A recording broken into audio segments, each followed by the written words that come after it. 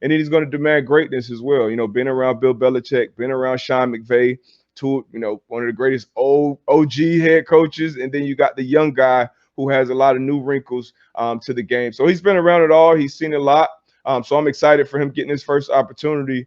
And then you got a new GM as well. So, the GM will probably let him do his thing on that football side and just handle his business, upstairs. So I'm excited for Kevin in this opportunity. Like I said, I thought this was probably the best job opening, and there were like 7, 8 that were available. I think this Vikings one was the best because they're ready to succeed right now.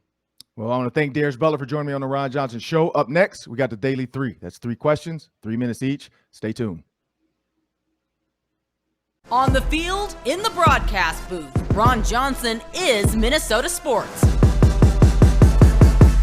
One-of-a-kind opinions, big-name guests, the teams you care about every day. It's the Ron Johnson Show, part of Locked On Sports Minnesota, and it starts now. Welcome to the Ron Johnson Show. I'm your host, Ron Johnson. My producer, Sam Ekstrom's going to join us in a bit. On today's show, I don't know if you guys seen the Pat McAfee show, but it's a guy by the name of Darius Butler. He's a guy that I got my MBA with. We were in the process right when the pandemic hit, so New York kicked us out, but we were in the process of getting our MBA for him. So Darius Butler's going to join. He's going to talk a little Colts football, a little Vikings, Colts first football, because Sam Weiss from the NFL Network said, Colts Vikings late in the season, that's a game to watch. So Darius Butler's going to join us a little bit to talk later, and he's going to tell us who's his top 10 cornerbacks in the NFL. Is Patrick Peterson one of them? We'll find out. Also, Twins still on a tear. 4 games against the Tigers left. As I said, they can go 4-1. They already knocked one out. See if they can get 3 more to make my prediction look great.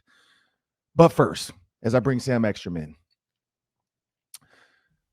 Sam, the Minnesota Vikings have started like a true offseason now. You got the rookies. You got the draft pick set. So the team, unless there's some late pickups, because we still know free agency can happen. Everybody is secretly tweeting to the Vikings to get J.C. Treader on that offensive line.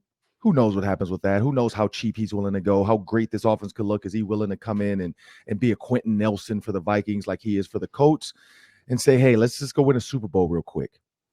Well, when you look at this Vikings offense, though, one, new look offense, Kirk Cousins has been asked. Was there any tension between you and Zimmer? And I've talked to coaches about the whole you like that push, whatever. There was some real animosity there. Kirk Cousins definitely, took his you like that up to another notch. We saw how he treated the Redskins when they didn't really respect him, and that's where that came from. And then Mike Zimmer, hey, I've heard rumblings that I haven't won games. The fact that people in the building have said they heard Mike Zimmer say stuff about Kirk Cousins, it's gotten back to Kirk Cousins. Like, there's no way. It's like a high school. There's no way you can say stuff like that around the building and not get back to the quarterback. And so you could tell there was something behind that. Now, is he a pro? Is he going to admit that? Not right now. Maybe when he's retired and he's trying to get his own show going, or he's jumping on the Pat McAfee show, maybe he'll let the guard down a little bit and tell the world what he thinks. Kirk Cousins doesn't realize he can throw Mike Zimmer under the bus right now and kill headlines. He doesn't have to hold back, but that's the Kirk Cousins. He's not really that guy. He's not really, an Aaron Rodgers. He's not really a Ryan Tannehill. He's not going to say something sensational that's going to sizzle on the grill. Memorial Day's coming up. And so, in my opinion, there definitely was tension. I definitely believe there was tension. There was something there. It seemed too forced to all of a sudden bring up, oh, we're gonna have this new offense, and I'm gonna just leave it at that. No. There was tension there. But then you hear Kirk Cousins talking about the offense. I've never heard Kirk Cousins really talk about how he dived into the offense, how he was excited about this new offense. Well, it was never really new. It was always kind of a Zimmer, this is what you're going to do. And Kubiak, you put it together. Clint, you do what your dad did, and let's keep going.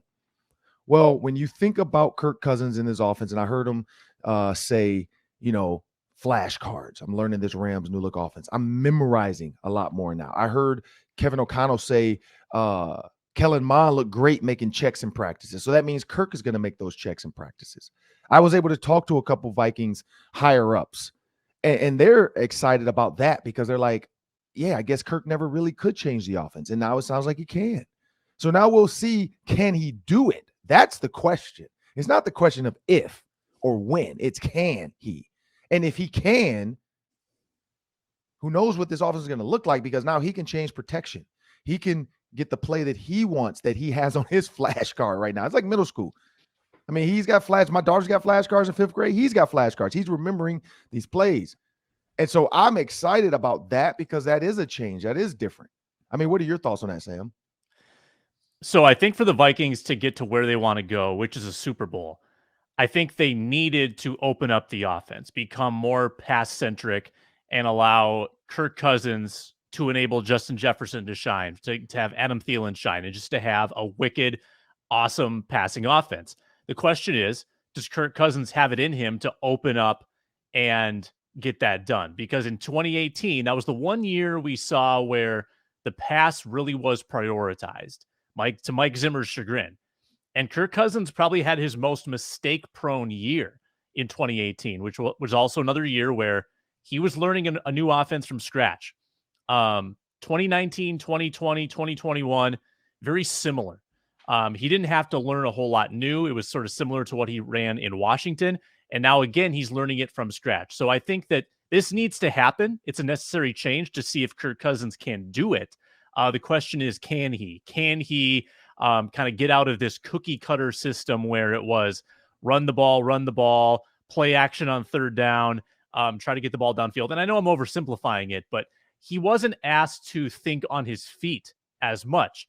And I think part of that was they knew it wasn't necessarily a strength of his. He's not a freelancer. He doesn't like changing plays at the line of scrimmage. He doesn't like having to wheel and deal too much, because that tends to be when mistakes get made for Kirk Cousins. So can he be comfortable with a nurturing head coach in a little more aggressive style of offense and playmaking?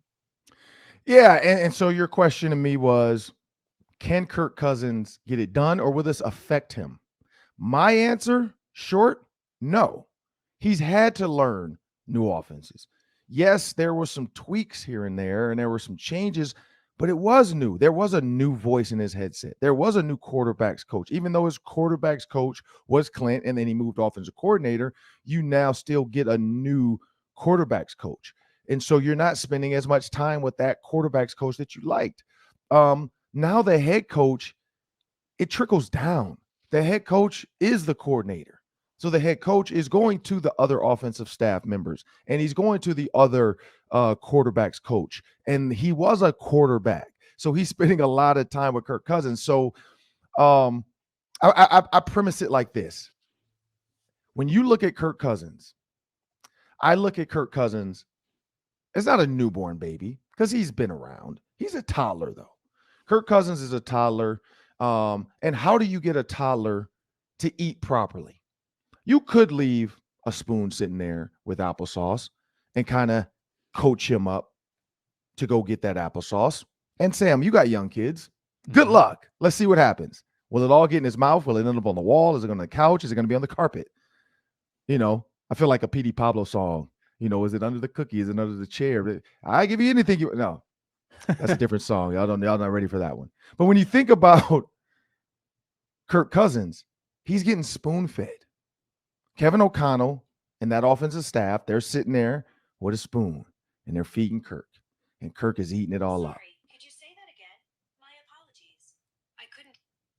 Sorry. That's definitely staying in the final edit. We're just going to leave that in. Siri wants to be involved in this conversation, clearly. She heard spoon-fed Kirk Cousins. She's like, I'm in. But he wants to be spoon-fed. Kirk Cousins wants to be spoon-fed. He wants to make sure he's doing everything right because he's a perfectionist. Perfectionists, even though they like to be perfect, they still like to be told that was a good job. You're perfect. I remember that. I remember being a young receiver one time. I'll never forget this. I was a young receiver with the Baltimore Ravens. I think it was my third year. It was my third year. Deion Sanders was on the team. We were in preseason playing like the Giants. And honestly, I'm not going to lie, I didn't do a great job my first 2 years really watching film and understanding certain coverages. And so the Giants ran this coverage where the corner would blitz, safety would come over, safety came down, corner went back. So they still were in like a cover 2, but they blitzed a corner instead of blitzing like a safety or backer. And I remember my corner blitzing, and in most games, when your corner blitzes, you change your route. Well, the Giants, and this was when the Giants were pretty good, the Giants would set you up to think like, hey, he blitzed, it's some kind of zone or some kind of man coverage, you're hot. No, the protection would pick it up because it's the same number of rushers. They're still in the cover 2 shell. And anyway, long story short, I figured it out. And Brian Billick and the receiver coaches all week, they have been like talking to us about this blitz and watch out for this blitz. It's only going to come 2 to 3 times a game. So we're watching all this film, but the point was we didn't want to throw an interception. Kyle Bowler was our new young quarterback. We didn't want to get him hit and blindside. And so it happened. I ran the correct route. They throw it to me in the zone hole, blah, blah. We come off the field. And I remember going to Brian Billick like, Coach, I watched that on film. Coach, I saw it. I did. And he's probably in his mind, he's like, yeah, good job. But dude, you should know that. Like, that's not special. But for me, it was a special milestone because I had never really deep dived into some of the coverages. I made a lot of mistakes my rookie year with coverage, not understanding man versus zone because the NFL is just different than college. And I kick myself for that. But I think that's where Kirk is. He's a perfectionist, and he just wants the coaches to know, hey, I did it right. I'm learning it. I'm going to get it right. Just keep feeding me. And that's what we're getting with Kirk Cousins. And I think he's going to be just fine. I think he's going to thrive in this offense now because they're going to get him fed all the way up into training camp. And then he's going to be a nice, big, tall senior in high school, ready to come out there after mom and dad and all the coaches have fed him well, gave him all the things he needs to be mentally. Because don't forget, mental health is huge. You can beat somebody into the ground mentally by just doing little things here and there to just get under their skins. Just like that's why so many players, Calvin, really, these guys are taking mental health breaks away from football because of the pressure. Well, now you alleviate that pressure. What I've heard was pressure burst pipes. Eventually that pipe's going to burst, whether it's mental, physical, or you just quit. Well, now you alleviate that pressure. Kevin O'Connell came in with a wrench, screwdriver. He's got a couple new pipes to add to Kirk Cousins so he can alleviate that pressure on Kirk Cousins. I think we're going to get a good quarterback out of this. I think we're going to have a great offense out of this. I think Kevin O'Connell is going to do what needs to be done to make sure Kirk Cousins is good. I got some Kyle Shanahan stuff in there, but we'll save that because Kyle Shanahan, if you look at what Kyle Shanahan did with Matt Ryan and then when he left, what Matt Ryan became after he left. Coach matters. Players are good, but coach matters. We're going to talk to Darius Butler about that one next on the Ron Johnson Show. Stick around. If you enjoy the Ron Johnson Show, you'll enjoy our other daily show on Locked On Sports Minnesota. It's Superior Sports Talk with KARE-11 Sports Director Reggie Wilson and co-host Luke Inman. Whether it's Twins, Vikings, Wolves, or Wild, Reggie and Luke cover it all with all the breaking news and big opinions. Catch the show 5 days a week by subscribing to Locked On Sports Minnesota's YouTube channel or wherever you get your podcast. So as promised on the Ron Johnson Show, we got Darius Butler, cornerback, NFL cornerback, played at UConn as well. But Darius Butler, for those that don't know, I mean, he's on everything DB. He does the man-to-man pod with Antoine Bethea. We got to get Bethea on the show at some point. But he's been on the Pat McAfee show. I know you've seen it. Sunglasses, tuxedo, draft night. You've seen him do it all. Like D of the year. He's on ESPN, brother to another. I mean, I've seen him everywhere. But I met Darius Butler getting our MBA at Fordham. Great experience. Glad, and hopefully we get to continue since this pandemic is kind of dying down.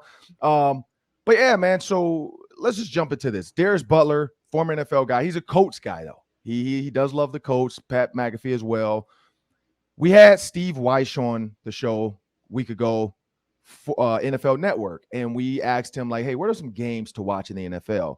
He threw the Vikings Colts out there, one, because of where it hits in the season, but two, you now add Matt Ryan. You have a high-flying, offense, a solid offense. You got Jonathan Taylor. You got a defense is getting better. You added Reggie Wayne. You added Cato June to kind of get that old Colts mentality back. And now you have Kevin O'Connell, big-time offensive coordinator from the Rams, now head coach with the Vikings. Kirk Cousins now has somebody that can spoon-feed him and get him better. In your mind, what do you think about that Colts-Vikings matchup? I mean, I think it would be a good one. Like you said, it would be in an important and a crucial part of the season. I'm personally not as high on our offense just yet as kind of everyone else is. Definitely very, very high on bringing in a guy like Reggie Wayne. Obviously, all of his experience in big-time games and just a ton of games. Played over 200 games in the league. Should be a Hall of Famer soon. I'm glad we added him to the staff. Obviously, you bring over a veteran like Matt Ryan to the staff, but I think and you know this, when you got a 37-year-old quarterback, we need receivers that have done this before, not young developing receivers. We need guys that can get the spots, that can win matchups, like the Adam Thielens of the world, that even the Justin Jeffersons who are come in and advance so quickly. We don't have that just yet. We got Michael Pittman on the outside. We just drafted Pierce. Hopefully Paris Campbell can stay healthy, but we need like that guy who's been around. Terry McLaurin may be that guy. I hope we get him. But I am excited about this team as a whole, and this should be a good matchup, man. It should be a very good matchup. Yeah, and looking at the coach, Kyle Shanahan made Matt Ryan the best quarterback he had ever been. 117 passer rating, one of his best seasons. We know how that kind of went with the Falcons, Super Bowl, all that stuff. But Matt Ryan had one of his best seasons with Kyle Shanahan. Kyle Shanahan leaves, Matt Ryan slowly declines. Can the coach get back to and I guess it is Kyle Shanahan, he controlled the offense. Can Frank Wright get that out of him? Can he get that going? Man, we shall see. You know, Carson Wentz was there last year, and I was a little easier on Carson than the rest of Indy was. You know, he had a somewhat of a deficient season, but I just think he just kind of had that never say die mentality with every play. And, you know, that's tough for a quarterback. And I played with Andrew Luck. He was the same way. Matt Ryan is more of that. You know, he's going to be a stature in the pocket. He's going to know exactly what the defense is giving him and want to get to that back foot on his fifth or his seventh step and let that ball go. And have a guy there to catch it and win. And hopefully we can get that. Frank Wright he's had a ton of success in this league. Obviously, I've been on that staff that won a Super Bowl with the Eagles. And then you have a guy like Jonathan Taylor in the backfield, who was the best running back in football last year. Obviously, once Henry went down, and he's young and he's only getting better. You got Naeem Hines, but those other pass catchers on the outside, still some question marks there. But I think Frank Wright. Like I said, Reggie Wayne will help those guys develop and come along quicker, but I still think we need that big-time playmaker on the outside. And let's talk about stigma. There's players that create stigmas within this NFL, within the players, the media. So Carson Wentz has a stigma. This is why. Matt Ryan last year, 20-12, 20 TDs, 12 interceptions, 90.4 passer rating. Carson Wentz, 27-7, 94.6. So he was better than Matt Ryan, but the fans were so excited to get rid of Carson Wentz and bring in Matt Ryan. And now let's fast forward and go to Kirk Cousins. Kirk Cousins has been a top 4, top 5 quarterback in some categories. Of course, we know the winning stats. You know, he's 59-59 or whatever it is. But what's the stigma around Kirk Cousins? Because you're a former player, and you're a DB. So why does Kirk Cousins have that stigma that he's not a gamer? Well, gamer, that's a big word right there. And as you know, as players and as coaches too, you know, you look at the playoffs, obviously how guys step up and play in the playoffs. And then the next thing down from the playoffs are the primetime games, because that's when your peers are able to sit back and everybody, you know, as a player, everybody's going to be watching this Sunday night game, this Monday night game, this Thursday night game. And obviously he hasn't had a great record in those games. But if you look at all the numbers, all the metrics, he's probably a top 10 guy. And I saw you put your tweet out the other day about you can't name top. I can give you about 12 that I would take before him, but I definitely think he gets a knock. I think he's a very good quarterback. I will be happy when this job became available. I was on the show with Antoine Bethea, I think before maybe I forgot who else left after their job. But when this job became available, I said, hey, this Vikings job is the best job out there. You got Kirk Cousins, who obviously going to probably have to do something with his deal. He's for sure top 5 businessman ever to probably come through this league. But I would call him Mr. March. But you had Kirk Cousins, obviously you got Dalvin Cook, you got Thielen, you got Jefferson, you still got weapons on the defense side of the ball. We had Harrison Smith join the pod as well. You went and drafted Cena out of Georgia. So you got the bones there to build a division winner. And this was a lot of question marks was around Aaron Rodgers at the time out there in Green Bay, but obviously he re-signed and stayed there. So right now they're probably still, will finish second place in that division, in my opinion. But if you look at their roster top to bottom, pretty damn good roster going into the season. And like you said, I think you got a pretty damn good quarterback too with Kirk Cousins. And so looking at the draft, the coach, I talked to Cato June, friend of mine. Cato June, he said Brian Asamoah, who the Vikings drafted, they were actually looking at him for his size. He's long, he's 6, I think 6'2", 226 pounds, but he runs well, sideline to sideline. And that's the key. He's fast, he's explosive. He's not a Ray Lewis, he's not a banger, like he's not going to come up in the hole, but he will tackle you. They love his athleticism, like Cato loved him. The Vikings now have him. They switched their defense from a 3-4 or 4-3 to a 3-4 now. So in that 3-4 defense, what can a guy like Asamoah do at 220? He'll probably get to 232. You know how that meal plan is now. He'll probably get to 232, 235. That weight room plan is a lot different in the NFL. That food's a lot better. You got money. You can eat all the time. What is this kid? What can he possibly do in a 3-4 defense that people haven't seen? Well, I've been a part of the team going from a 4-3, traditional 4-3. When I first got to the Colts, we had Chuck Pagano come over from the Ravens, and they brought that 3-4. And you got those two guys in the middle, those two backers in the middle. We had Jarrell Freeman. He was a smaller but fast. And as long as you can run and get sideline to sideline, be able to get around blocks, not necessarily, like you said, a Ray Lewis who could just take on the block right down the middle of the face mask, but be able to get around blocks and make plays and stay on the field on third downs. As a linebacker, that's what you need in today's NFL. It's not, kind of like the NFL we played in, where you had 2-down linebackers and right now everybody's coming out in 3 receiver sets, 60+% of the time. So you need a linebacker that can stay on the field, that can match up with tight ends, match up with running backs in open space and make tackles. And he looks like a guy that can do that. Obviously, with any young player in the league, it's gonna be very dependent on that room. And he's around a lot of solid vets, Smith, Kendricks, a lot of guys who played a ton of Peterson, who's played a ton of high-level football, high IQ football in this league. So I think that bodes well for him. So I think he'll fit in good with this defense, and it'll be a competitive division. Yeah, and DB, you're a cornerback. And so I grew up, watching a cornerback and my dad, Mel Blount, all these guys. So I've always talked to him about corners. And so as I started watching, Darius Butler film, because, guys that I know and I meet and we were in class, we kind of got close, cool. I want to know, and I'm like, man, DB was a baller. Like, dude kept his nose around the ball. So when you're looking at top 10 cornerbacks in the NFL, who are some names that pop up for you right now that are current top 10 cornerbacks? It's so many, man. It's really hard to make a list. Sometimes even with receivers, you kind of got your top 2 or 3 who just separate themselves: the Jair Alexanders, Jalen Ramsey, Xavier Howard. Those type of guys. But J.C. Jackson, he's always around the ball. He's a smart player, obviously been in that New England system. Denzel Ward, I love Denzel Ward. You think about the young guys, Patrick Surtain, he came in, and you probably played in the league with his pops. Yeah. But he came in and he looked like he was raised by Pat Surtain Sr. Yeah. He was polished, and then once again, around a lot of good pros. You had Simmons out there. You had Kareem Jackson at backfield with them. Kenny Moore is kind of a underrated corner who plays on the outside, played on the inside for the Colts. Who else is out there? It's so many good players, man.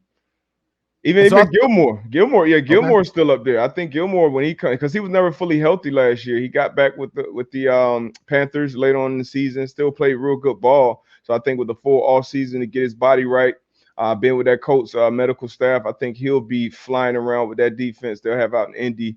But it's a lot of guys, man. I can keep going down the list. But so I'll say this: Patrick Peterson used to always be one of the top 3 DBs in the league. In his age right now, where does he fall? And then what does he offer to the cornerbacks on the Vikings team?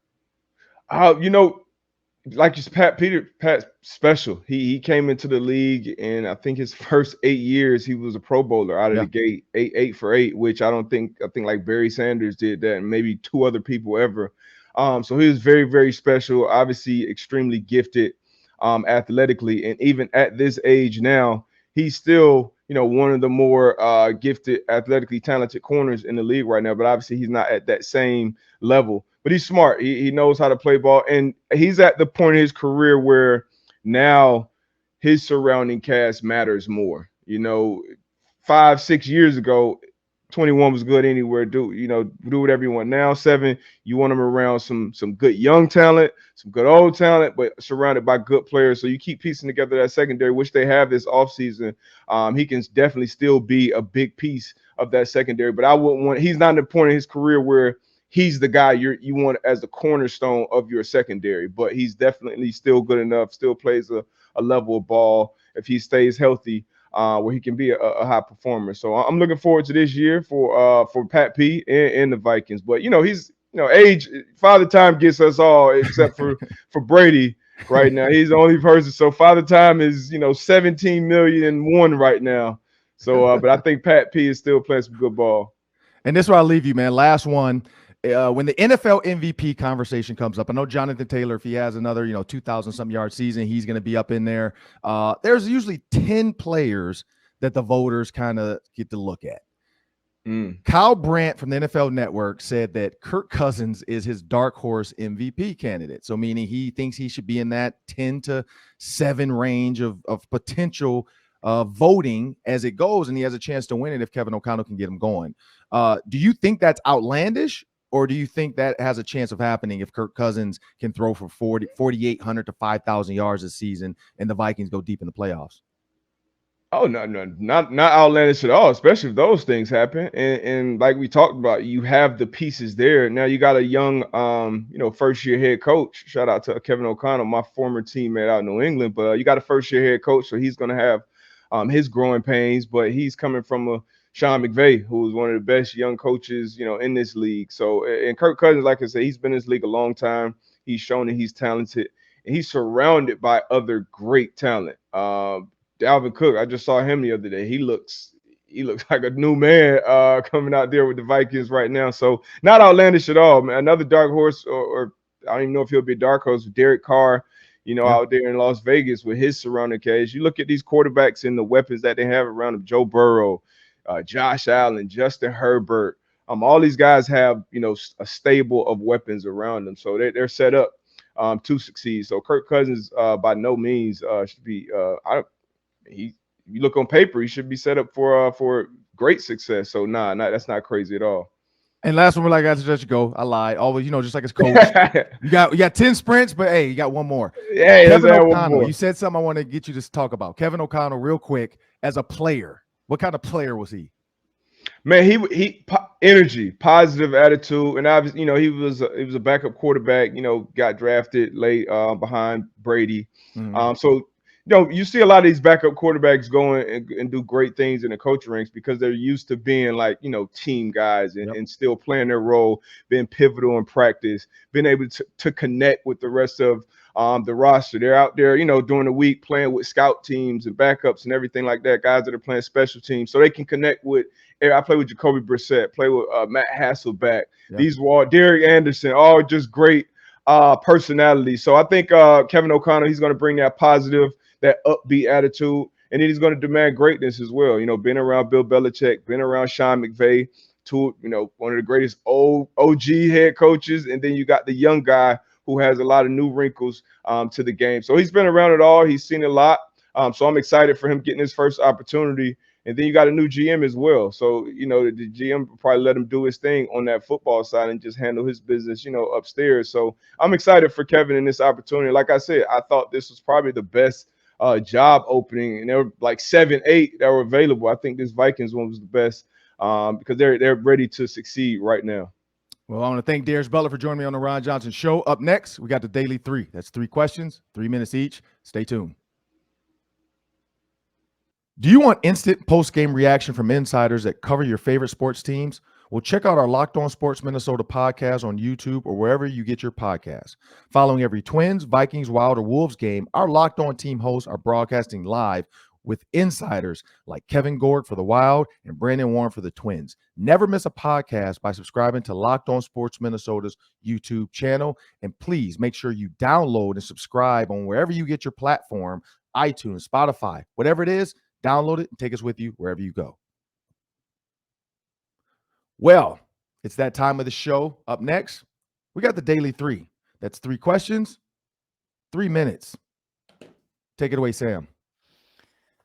Twins win again last night, a 2-0 win. Great stat, by the way, on the TV broadcast. The Twins have now won 6 times this year where they've scored 2 or less, which tells you that they are pitching out of their mind. However, Ron, my question is actually more a little on the negative side. So Byron Buxton has been a big topic of conversation on this show on the load management plan. And since the Twins announced that plan, Buxton has struggled mightily. He's 2 of 28. His batting average is creeping down toward 200. So, Ron, should the Twins have just put him on the injured list when they found out he was hurt? Are they doing him a disservice now by actually playing him as much as they are?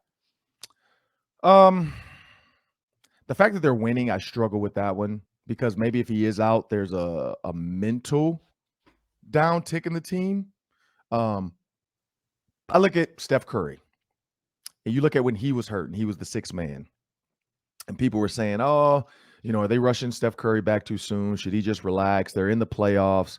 No matter if they get the 5, the 4, the 3 seed, they'll be fine." I think they took the best path, the path of least resistance. Originally, people didn't want that 5 seed because they didn't want to have to go to the Suns. Or with the 4 seed, they didn't want to have to go play the 1 seed. Well, the Mavs did everybody a favor. And Steph Curry, he's been able to work back in. And so it worked the way Steve Kerr did it. Had him work in, and now look at him. He's killing it. He's getting Luka pissed off about everything he's doing. So when I look at Byron Buxton, I treat it like that. I look at the exciting, the defensive, juggernaut. That 2 runs stat. It's pitching, but it's fielding as well. Because we know if guys aren't mentally dialed in, there could be bobbled balls thrown a little bit late, guys not in the right position, fielders not really taking the right angle to fly balls, guys losing it in the lights, not really being prepared for some of these, the fly balls, not calling your teammate off, not throwing to the right guy, chasing the guy in the rundown and throwing it to the wrong base. I mean, there's so much that can go wrong in baseball when you're not mentally into it. And so I think Byron Buxton adds that mental, man, we can get this done. We got Buxton and Correa. That's because that's what everybody keeps talking about. Buxton and Correa. That was kind of how the season started. They were bombing balls at training camp. And then when he gets hurt, it's like, well, how do we keep this momentum going? And I think that's what they're trying to do. I think they feel like they have enough where if he's struggling the way he is, he'll find his way out. He's a pro. Maybe he struggles for 10 more games. But he'll rest up as he's struggling. He won't be cold, because what you don't want is him coming back cold turkey, fully healthy, but then he gets hurt again, because then we're going to be like, well, he hasn't been out there, and now they're asking him to go out there and sprint full speed, and he pulls his hamstring. So I think there's something to that too, of trying to really see how can he work through this injury. Clearly, they've asked him if you're hurt or you're injured, and we know the answer. He's out there playing. So no, I mean, the way they're winning, I'd say just you can't look back when you're on the record you have right now and you're leading the AL Central. Yeah, and he did make a great play defensively last night in center field. So you're right. He does have that impact. And if he can even if he gets on the base paths with a fielder's choice, which doesn't count as a hit, but if he's on the base paths with his speed, he's still a weapon. So There is plenty of value there, and the stats would back that up. I've got a football question for you. Is it the end of an era? Is it the end of the Pro Bowl as we know it? Roger Goodell saying that he and the owners have talked about the Pro Bowl game and completely altering the way that week goes, basically coming to the conclusion that the game is not really that valuable. Nobody tackles, nobody tries, people drop out of it because they don't want to play. It's lost all of its meaning, so they're coming up with alternatives to celebrate the players. Ron, how would you feel about the NFL terminating the Pro Bowl? I don't think they're going to terminate. They're going to have the Pro Bowl, but they're going to have, like you said, they're going to just have maybe skill stuff only. I think what ends up happening when it becomes just skill stuff, you're still going to get the party atmosphere. You're still going to get people to want to travel. I'd say if they open up the media availability to these players down there as well, allow outside media fans to maybe interact a little bit more. We've gone through COVID the last 2 years, so the fans haven't had the same interactions at the Pro Bowls that they used to, where it used to be like the autograph signings. Fans were allowed at all the practices. For the last 2 years, it was kind of a weird, how do we handle this? It doesn't really matter if they get COVID in the Pro Bowl, season's over, but also, health-wise, we don't want to just expose the players to this and be liable. I do see it going more to a skills thing, a more TV generated, because like the NBA All-Star game, people don't really watch the All-Star game as much as they used to. They watch the skill stuff. They want to see the 3-point contest, the dunk contest. They want to see the stars, the rookies, whatever, shining stars versus whatever, sophomores versus rookies, the USA versus the international. Those things are cool. I think the NFL is gonna, I think it's a monkey see, monkey do type of world when it comes to sports. Just like when the NHL did the whole follow the puck with the line, and they were trying that because they had seen that before. I think they're going to find something. I know Madden wants to be involved big time. You saw that with the Madden Challenge where Justin Jefferson and all those young guys played each other, had like a Madden Challenge. You see the skills challenge with quarterbacks. You see the receivers doing skill challenges. You see the players and quarterbacks doing like the dunk contest style, throw the ball up in the air, let the receiver do something crazy. Let's score them with that catch.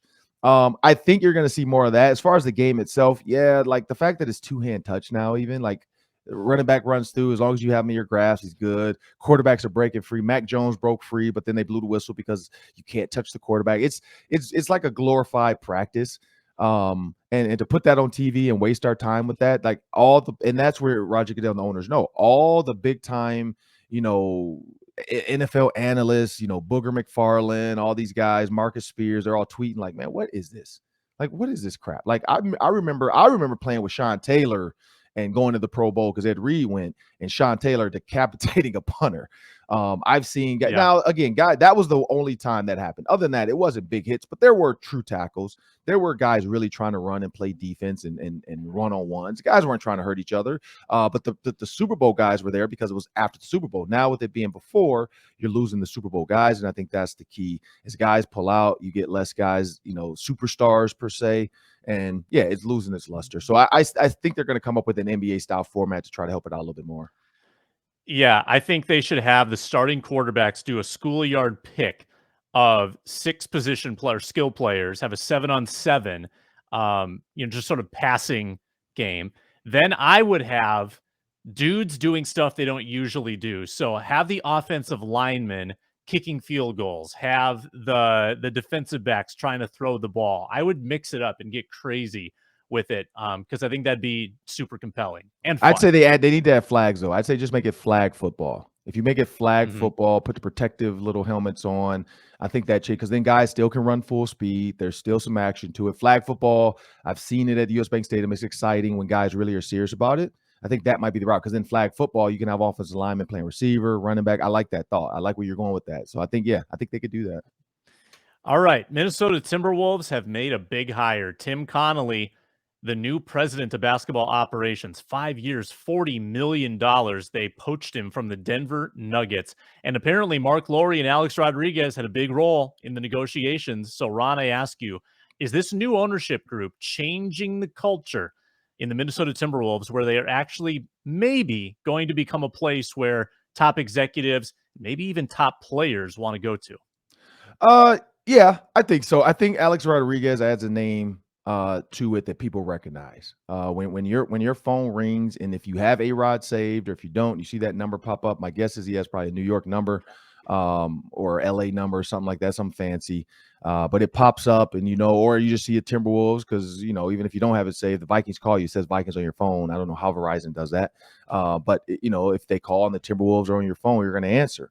Well, is that Alex Rodriguez calling you? Oh, what's going on, A-Rod? Hey, let's come have dinner with me, man. Can you get J-Lo? No, she's with Ben, but hey, just still come. I got something else.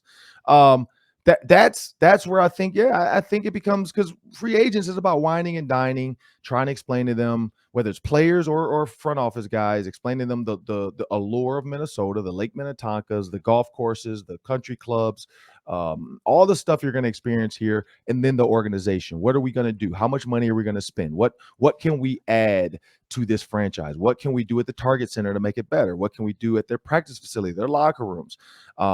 We have money to spend. We're willing to do this. I mean, there's a lot going on when you look at Mark Lowry trying to get connected to the fans, being at the games, getting the shoe off thing with all the fans.